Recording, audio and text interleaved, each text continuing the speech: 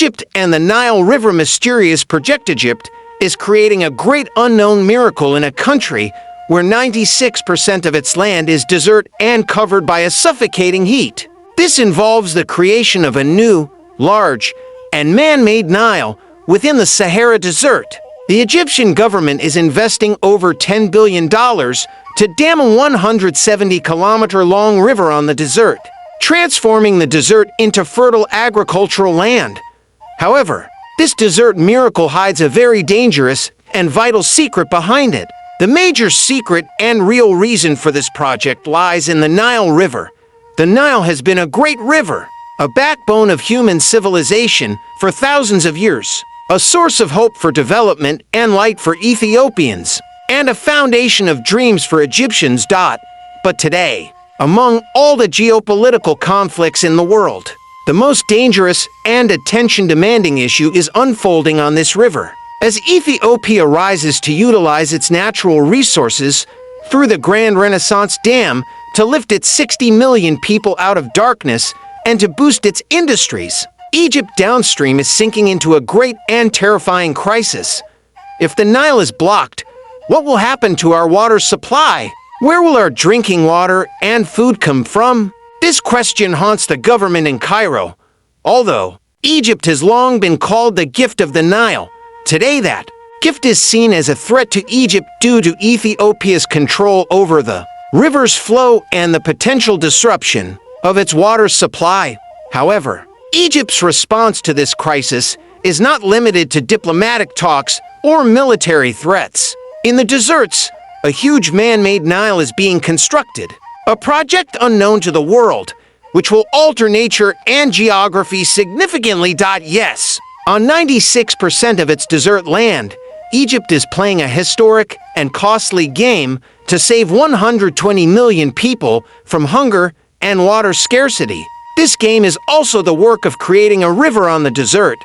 The question is, where will Egypt come from to fill the desert with flowing water at this critical historical moment when Ethiopia has built the dam and started controlling the water flow? Will this project reduce the water conflict between Ethiopia and Egypt, or will it deepen Egypt's water shortage and worsen the crisis? What will be the final outcome of this project? Where is it now? Today, on the mysterious planet behind the pyramids, we will deeply explore Egypt's great struggle for survival and the amazing river being built in the desert.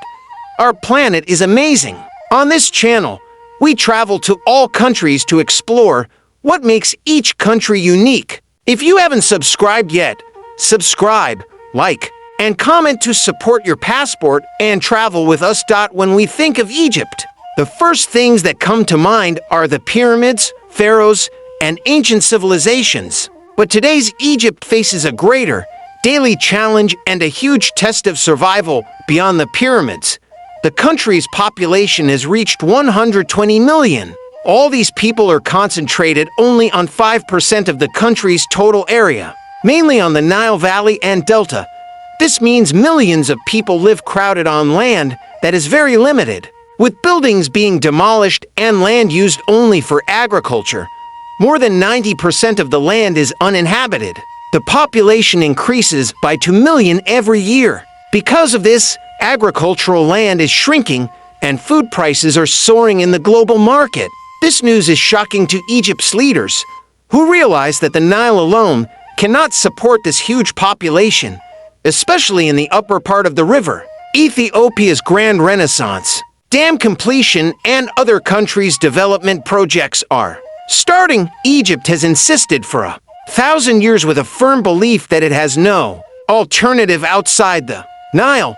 Egypt has long guarded the Nile waters and, even without allowing any reduction, closely monitored and controlled the downstream countries. But today, the reality has changed. Ethiopia has completed its dam and now holds the water. Although Egypt is a desert, it has accepted this reality and started the massive project called the New Delta in the Western Desert to secure its water rights. This project requires an investment of over $10 billion, aiming to convert 2.2 million hectares of desert into arable land. When you hear this, you naturally wonder, How can a river 174 kilometers long, flowing through the desert where the sun beats down and the wind blows fiercely, possibly burst? Where else, besides the Nile, will Ethiopia get the water to serve this purpose?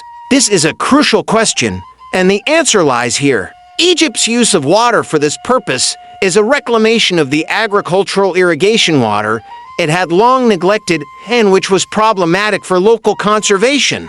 This means Egypt is recycling the water it once used, treating it technologically, and reusing it to establish a new authority in the desert. This is the world's largest water recycling project, capable of treating 7.5 million cubic meters of water per day. This water will turn the desert green beyond the canal that irrigates the desert. However, how is it possible to carry out such a massive engineering work in this scorching heat and unstable wind? How do the 12,000 workers prevent the canal from collapsing under the wind and stop the water from seeping into the ground?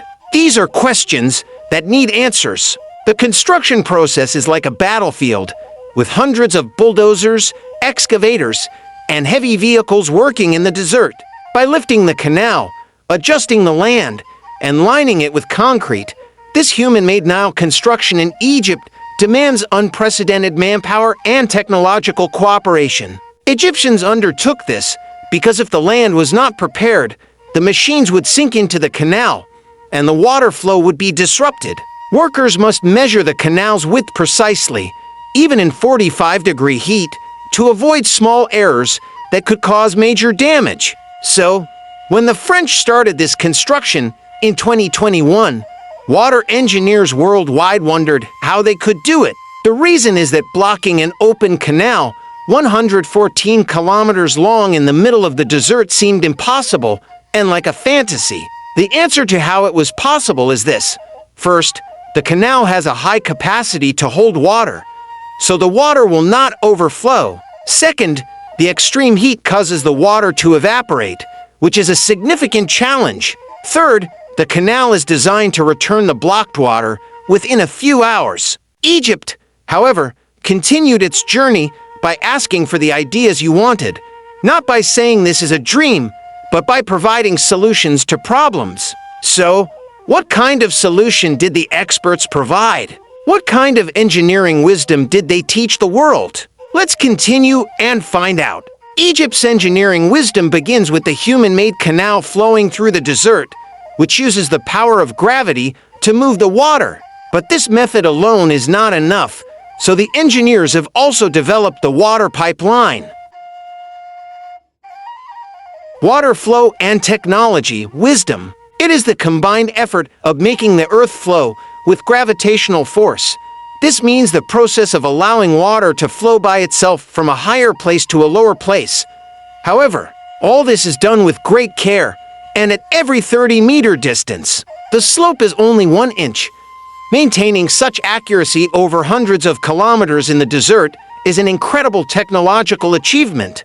For this reason, survey teams use laser measuring tools on every 160 steps to send the elevation data every minute, because even a small error can cause the water to stop or flow back and damage the construction methods to prevent soil erosion. But there is an even bigger problem to solve: preventing the water from seeping into the soil when the water reaches the soil in this area. It stays for a long time, as if it does not know to leave, and it causes erosion.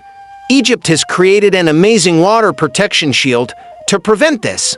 Here is how it works. First, the soil surface is properly leveled. Then, a good soil compaction is done on top. After that, a very strong plastic sheet called HDPE is spread over the soil compaction. This sheet is an amazing barrier that prevents water from seeping into the ground, concrete work, and air property effects. But this is not enough. On top of the HDPE, a concrete layer is also applied. At this stage, special curing methods are used to prevent the concrete from cracking due to heat. Because the desert is very hot during the day and very cold at night, the concrete can crack and deteriorate. These curing methods keep the water from evaporating, allowing it to last for many years.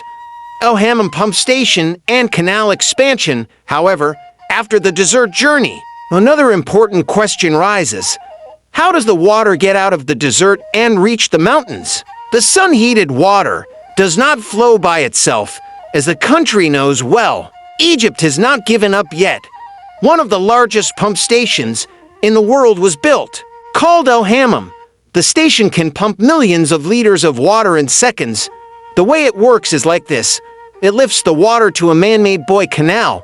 Then, the water starts its journey by gravitational force. But the water does not only flow in open canals. In some places, where the desert is very harsh, the water passes through large iron canals. These canals have a diameter of up to 3 meters, allowing a person to walk straight inside them. Quality control and natural tests, however. There is one thing we cannot underestimate. The effort to protect and connect these canals under the desert soil is not easy. Hundreds of skilled welders work in the sun-exposed field, welding pipes that rotate 360 degrees. Each weld is inspected by ultrasonic testing. If a defect is found, the pipe is rewelded, because once buried under the soil, finding and fixing defects is very difficult and expensive. Another big challenge and enemy of this project is the wind. The Sahara Desert wind can blow the soil and erode the canal in just a few hours. To prevent this, the engineers planted deep-rooted shrubs and trees called vetiver on the canal banks. These plants act like a barrier, preventing the soil from entering the canal and naturally protecting it from desert winds. Project outcome: what is the final result of all this effort and hard work? This question is a reminder for many of us. When you enter Western Egypt and the desert, you are greeted by a stunning view that captivates the eye. On thousands of hectares of land, there are lush green farms. These green farms are the result of Egypt's innovative works mentioned above. Because the water supply for this agriculture comes from a river flowing through the desert. The journey from this river to the farm is carried out by a machine called center pivot. Alongside the farm, large animal watering stations have also been built. The livestock, what you are getting here, is from the river formed in the desert by the flood. This causes a decline in water levels. Through this process, meat and milk directly enter the Egyptian market, reducing the food Egypt imports with foreign currency from abroad. Overall, this great dream of turning the desert into paradise is a significant step that can change the water flow direction that has existed for centuries between Ethiopia and Egypt. Egypt, by reducing its intensive irrigation on the Nile water and improving its internal water use technology, holds hope to reduce the conflict between the two countries. Because if Egypt can properly return and use the water it receives from the Nile, it can secure its food security, and the death and drought caused by the river can be mitigated through constructive water sharing talks. However, the project still requires a large amount of water. And since Egypt knows that the Nile will be needed for its future population growth, it cannot fully confirm the reduction. Moreover, Egypt's shift from the stance of "do not reduce my Nile water" to adopting modern water management is a step forward for lasting peace. Currently, this project is 60 to 70% complete, and it is expected to start full operation soon. But what can we Ethiopians learn from this? While Egypt uses its limited water with such advanced technology, how should we use our vast natural resources with what kind of technology and knowledge? This is a question we all should ask. Now, water politics is not only about conflict and drought, but also about technology and development competition. Egypt is turning its desert into fertility. Will the new Delta project permanently solve Egypt's water problem? Time will tell. Dear Cultural View family, how do you see the wisdom of Egypt's Nile engineering? Please share your answers in the comments below. Until we meet again in another amazing video, stay well.